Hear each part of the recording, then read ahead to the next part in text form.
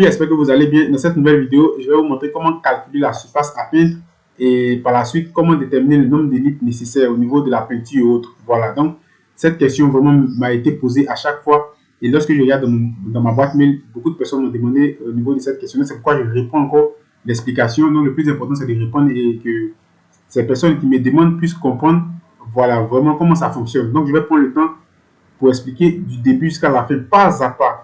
Donc, si tu es nouveau, si tu aimes tout ce que je fais, n'oublie pas de me laisser un like et de m'encourager aussi de t'abonner. Juste 5 secondes, ça ne coûte rien. C'est ce qui va permettre aussi à d'autres personnes, par exemple, de pouvoir tomber sur la vidéo, les likes et autres, les commentaires. Peut-être qu'il y a des personnes aussi qui sont dans le besoin. Voilà, donc, je vais répondre l'explication pas à pas. Voilà. Donc, calculer la surface à peindre. Donc ici, on vous donne d'abord des éléments, c'est-à-dire au niveau de la lecture ici, on vous donne vraiment des points clés que vous devez connaître avant de pouvoir poursuivre quoi que ce soit. On dit, afin de pouvoir déterminer le nombre de litres dont vous aurez besoin, il est primordial de connaître la surface exacte à repeindre. Donc, il est primordial de connaître la surface où tu veux appliquer, par exemple, ta peinture. Par exemple, tu dois connaître le mètre carré. Donc, on continue, on dit pour cela, c'est très simple. Il vous faut tout d'abord déterminer le périmètre de la pièce. Donc, par exemple, on considère que c'est dans la pièce que tu veux mettre la peinture. Ici, c'est un exemple. Donc, c'est pourquoi eux, ils sont plus focalisés sur la pièce. Ça peut être un autre endroit, mais c'est la même méthode. Voilà. Donc, on dit, il vous faut d'abord déterminer le périmètre de la pièce. Il vous suffit alors de mesurer la longueur et la largeur des murs à l'aide d'un mètre, puis appliquer la formule suivante. Donc, tu dois connaître la longueur, tu dois mesurer la longueur et la largeur des murs à l'aide d'un mètre. Donc, un mètre, on peut l'avoir dans n'importe quel type de lieu où on peut acheter les éléments du BTP. Voilà, donc, lorsque tu vas finir de mesurer cela, par la suite, on vous donne une formule qui va vraiment vous aider. On dit à l'aide d'un mètre, puis appliquer la formule suivante. Donc, tu vas faire longueur plus largeur multiplié par 2. Voilà, donc c'est la formule, cette formule-là, c'est une très bonne formule. Donc, vous devez connaître cette petite formule qui est là. Voilà, donc je prends le temps d'expliquer pas à pas. On ne va pas presser les choses. Voilà. Donc, c'est pour dire, suis la vidéo jusqu'à la fin pour que tu puisses comprendre. À tous ceux qui m'ont posé la question. Donc, je vais descendre. On va prendre le temps de descendre. Je vais descendre. Oh, excusez-moi. Voilà. Donc, on continue. On dit, par exemple, ici maintenant, on vous donne un exemple. En haut, ils ont parlé. Maintenant, on vous donne un exemple pour comprendre l'explication qu'ils ont expliqué juste vers le haut. On dit par exemple, si votre pièce mesure 4 mètres de longueur et 3 mètres de largeur, cela donnera 4 plus 3. Donc ici, vous voyez qu'ils sont en train d'appliquer cette formule. Je vais me répéter. Si votre pièce mesure 4 mètres de longueur et 3 mètres de largeur, cela donnera 4 plus 3 multiplié par 2. Donc, ils ont appliqué la formule qui se trouve juste ici, maintenant, dans l'exemple juste ici.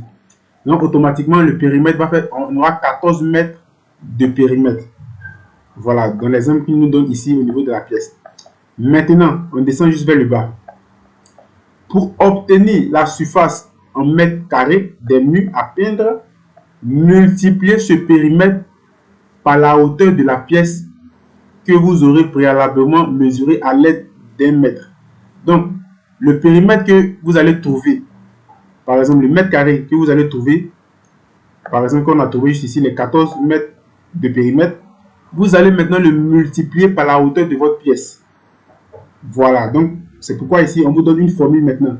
Soit la formule suivante, le périmètre multiplié par la hauteur.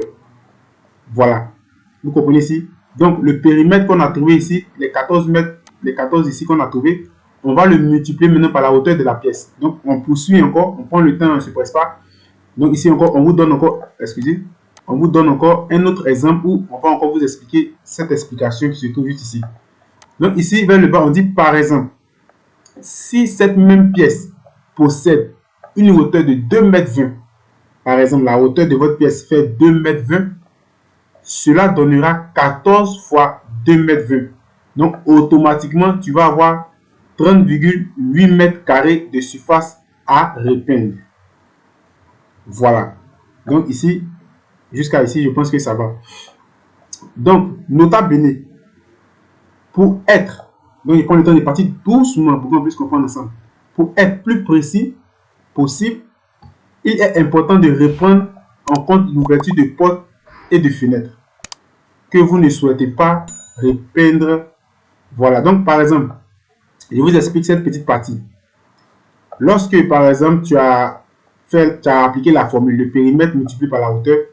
Donc ici, vous voyez qu'au départ, ici, on a trouvé les 14 qui se trouvaient juste ici, on a trouvé les 14. Et on a multiplié par la hauteur de la pièce qui fait 2,20 m. On a obtenu une surface au mètre carré qui fait 30,8 mètres carrés. Donc, il faut être sûr que cette surface, on ne trouve pas les ouvertures de portes et de fenêtres dans cette surface. Donc, si dans la surface de ta pièce, on a des ouvertures de portes, donc généralement dans une chambre, dans un salon, dans une cuisine, forcément, on a l'ouverture de portes et de fenêtres. Donc, qu'est-ce que toi, tu vas faire?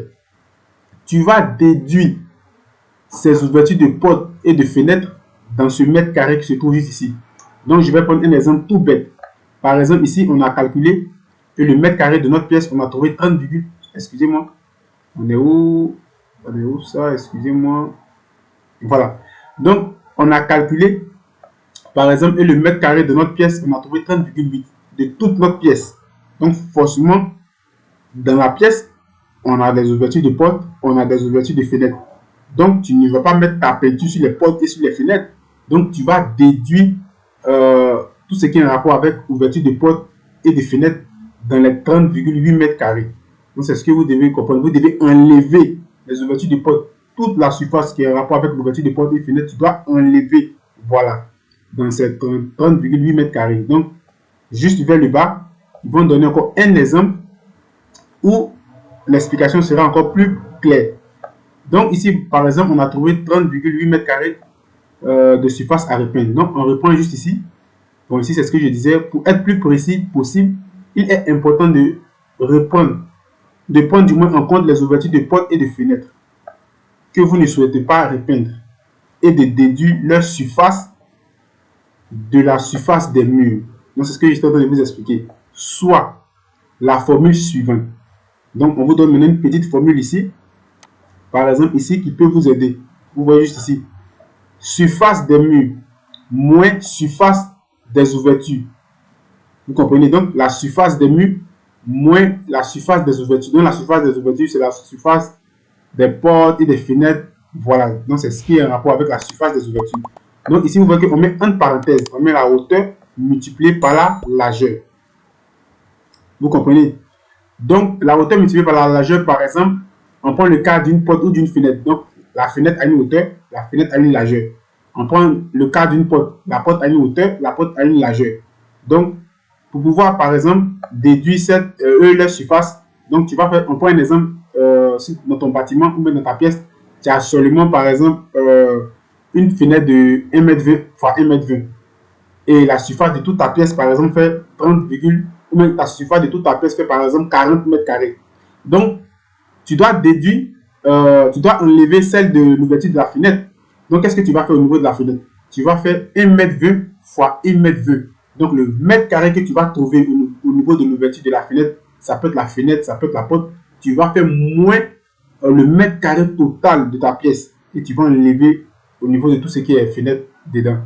Donc, c'est ce que nous sommes en train de dire ici. Donc, c'est pourquoi ici, ils ont dit soit la formule suivante. La surface du mur moins la surface des ouvertures. Donc, la formule qui se trouve juste ici, hauteur fois largeur, c'est juste vous dire, soit vous allez multiplier la hauteur de votre fenêtre et la largeur de votre fenêtre. C'est tout. Pour avoir son mètre carré. Voilà. Donc, maintenant, on vous donne un autre exemple juste vers le bas. On dit, par exemple, si cette même pièce possède une fenêtre, donc on donne un exemple. Si cette même pièce possède une fenêtre de 1,25 multiplié par 1,20 m, donc c'est hauteur fois largeur. Donc ici c'est hauteur fois largeur. Cela donnera 30,8 mètres carrés. Donc les 30,8 mètres carrés, si vous vous rappelez bien, on l'a calculé juste ici pour avoir la surface totale de notre pièce. Mais comme dans notre pièce, on a les ouvertures de portes et des fenêtres, donc pour être plus précis, on va déduire ces ouvertures-là dans cette surface totale qui se trouve juste ici pour avoir quelque chose qui est précis et pour avoir vraiment quelque chose qui est logique. Donc c'est pourquoi ici on vous donne maintenant, on reprend maintenant le résultat.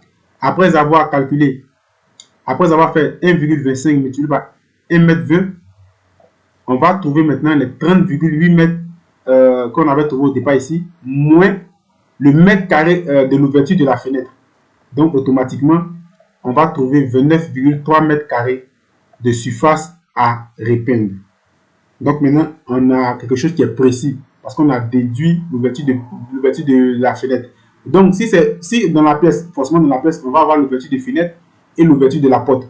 Donc, si tu as l'ouverture de la porte et l'ouverture de la fenêtre, et que par exemple, le mètre carré, par exemple, où tu veux mettre ta peinture au niveau de cette pièce, fait par exemple, je vais prendre un exemple très simple, fait par exemple 100 mètres carrés de ta pièce, c'est un exemple tout bête. Tu vas déduire pour la fenêtre, tu vas déduire pour la porte dans les 100 mètres carrés.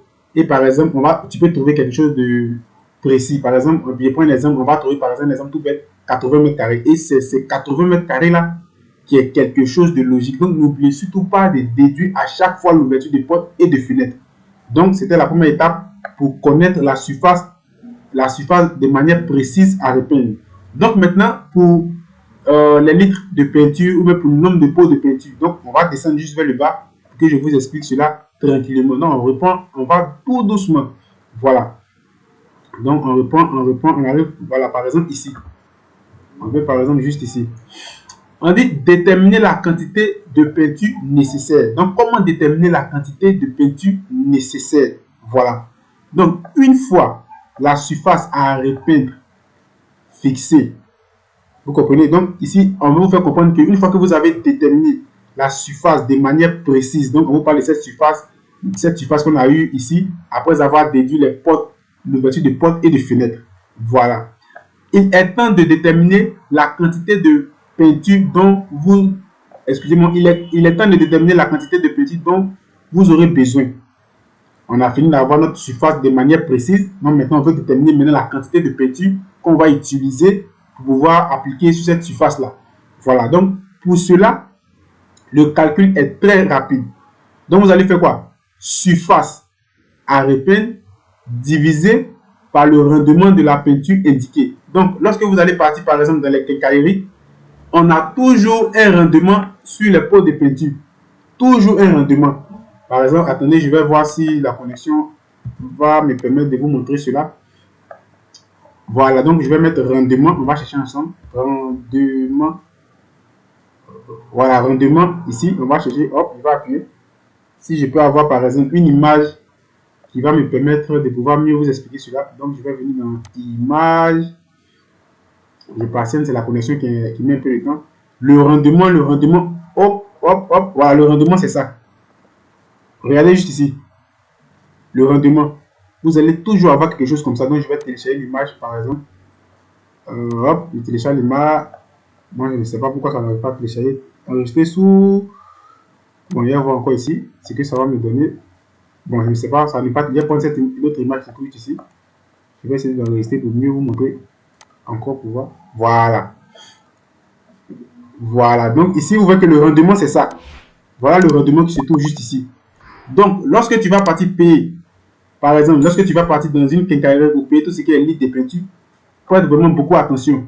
Tu vas voir ici, vous allez avoir le rendement qui se trouve automatiquement sur chaque pot de peinture que vous payez. Ça y est dessus. C'est bien marqué dessus. Voilà.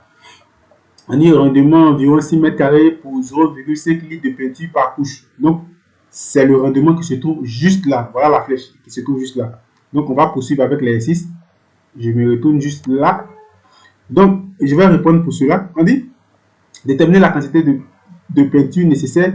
Voilà, on a parlé. On dit une fois la surface à repeindre fixée, il est temps de déterminer la quantité de peinture dont vous aurez besoin. Pour cela, le calcul est rapide. Donc, vous allez faire la surface à repeindre. Donc, la surface qu'on a déterminée juste ici, divisé par le rendement de la peinture indiquée. Divisé par le rendement de la peinture indiquée, c'est ça. Le rendement de la peinture indiquée. Voilà. Voilà de la peinture indiquée. On est sur le pot. Vous voyez ici, on vous donne même une précision. Sur le pot. Voilà. Vous comprenez? Donc, on dit, lorsque vous avez déterminé cela, vous multipliez par le nombre de couches de peinture souhaitées. On dit souhaité. Donc, ça dépend de toi. Par le nombre de couches de peinture souhaitées. Donc, maintenant, vu toutes ces explications, on va partir maintenant à la pratique. Donc, on va descendre juste vers le bas, par exemple. Voilà, donc maintenant, ils ont parlé ici. Donc, maintenant, il faut appliquer maintenant l'exemple pour comprendre. Par exemple, pour cette même pièce, en imaginant que le rendement, donc ici, ils ont pris un rendement quelconque. C'est pourquoi ils ont dit en imaginant que. En imaginant que le rendement de la peinture est de 12 mètres carrés par litre et que vous souhaitez appliquer 2 couches. On dit vous souhaitez. Peut-être que toi, tu peux vouloir appliquer 10 couches, 1000 couches, 1 milliard de couches. Donc, c'est pourquoi on dit vous souhaitez ici. Donc, chacun aura son choix. Donc, c'est pourquoi ils ont dit ici et que vous souhaitez appliquer 2 couches. Cela donnera 9,3 divisé par 12 multiplié par 2. Donc, les 9,3, c'est la surface qu'on a trouvée après avoir déduit les baies de fenêtre. La surface de manière précise, divisé par les 12. Les 12, c'est le rendement qu'ils ont choisi ici. Dans ton cas, tu peux avoir le rendement juste ici. Vous voyez, le rendement, il se trouve juste ici, sur le pot de peinture que, par exemple, tu veux. Donc, tu peux aller dans une quincaillerie, tu vas leur demander, tu vas voir le pot et tu vas voir le rendement, il est toujours marqué là-dessus. Voilà. Donc, diviser donc, les 12, ça représente le rendement. Multiplié par 2. Excusez-moi. Multiplié par 2. Les 2, le nombre de couches de peinture que tu as choisi. Donc, ici, vous voyez que dans l'exercice, ils ont choisi 2 couches de peinture. Donc, si toi, par exemple, tu as choisi 1000 couches de peinture, tu vas multiplier par 1000. Si toi, tu as choisi 1 milliard de couches de peinture, tu vas multiplier par 1 milliard de couches de peinture. Et automatiquement, tu vas obtenir le litre. Donc, pour cette pièce, on va trouver automatiquement 4,8 litres de peinture, soit environ 5 litres. Environ 5 litres de peinture seront nécessaires pour repeindre toute la pièce, sans gaspillage ni pénurie de peinture. Donc, c'est comme ça que vous pouvez trouver le nombre de litres que vous devez, par exemple, acheter pour pouvoir utiliser dans votre maison. Donc, c'était une méthode que j'ai voulu vous expliquer. C'est pourquoi je suis revenu sur la vidéo pour encore expliquer. Le plus important, c'est d'expliquer. Donc, si tu as aimé ma vidéo, n'oublie pas de me laisser un like, me laisser un commentaire, de partager. Peut-être qu'il y a des personnes aussi qui sont dans le besoin. Et je viens de créer un groupe Facebook où on publie seulement là-bas tout ce qui est 3D, animation vidéo, tout ce qui est en rapport avec logiciel 3D et autres. Voilà, les images, des rendus et autres. On ne publie pas de liens. C'est un groupe privé. Si tu es intéressé, je vais te laisser tous ces liens là en description de la vidéo. Donc, sur ce, je vais vous dire à la prochaine pour une autre vidéo. Ciao!